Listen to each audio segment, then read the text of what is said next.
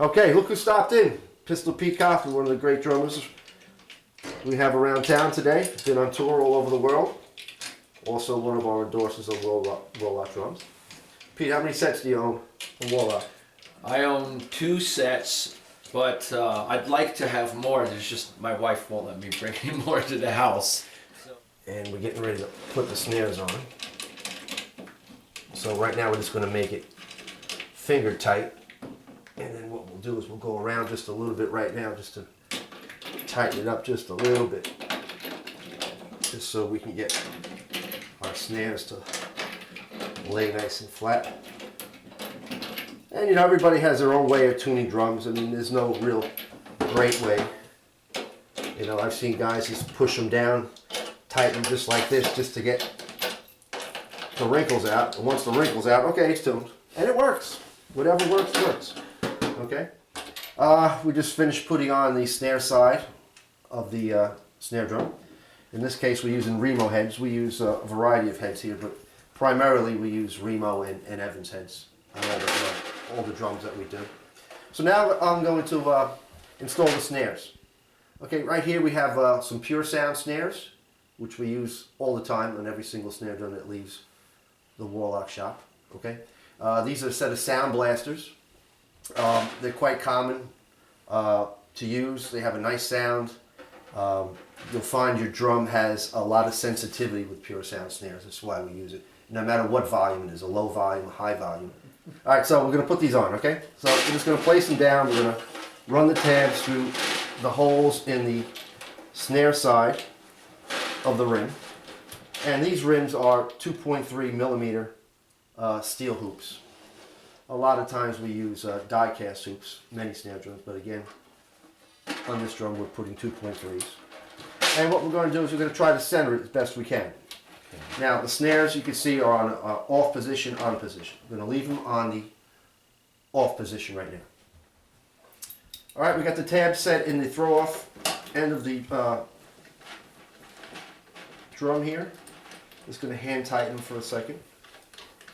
And here, Pete, I know you don't do this a lot, but you have other people do it for you. But you're going to try to get these snares as centered as possible. See, they're pretty much centered here? Yeah. So once you do get one side hand tight, you're going to hand tighten this butt side over here. Okay, let me show you what the butt side is if you don't know. There you go, that's the butt side. Okay. So now it looks pretty good to me for now. So I'm just going to go ahead and I'm going to tighten these up using our drum key. Make sure it's in the center of your holes. Okay, so pretty much set. Yeah. All right, now finishing up, we got the batter side on now, which is the Remo Weather King.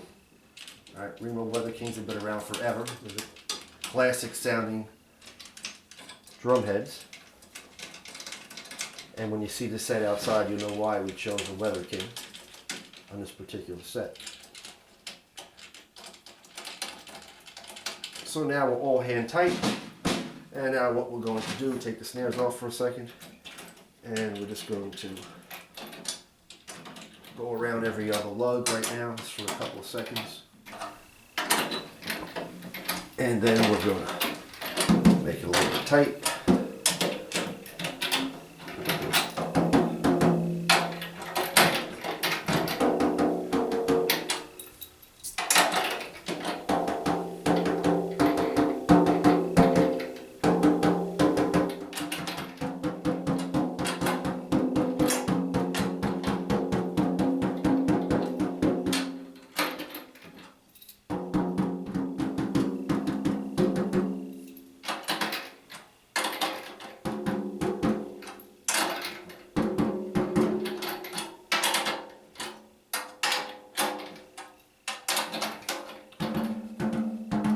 Again, any way you choose to tune your snare drum is entirely up to you. There's no right way or wrong way.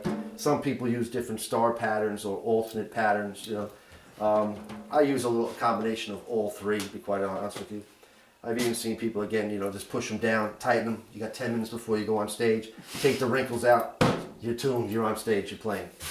Okay, so this is our snare drum. This is basically done. I'm gonna polish it up a little bit for us, and then we'll fine tune it a little bit. We'll tune it up. and then you're going to see what a whole set of Warlock drums sound like.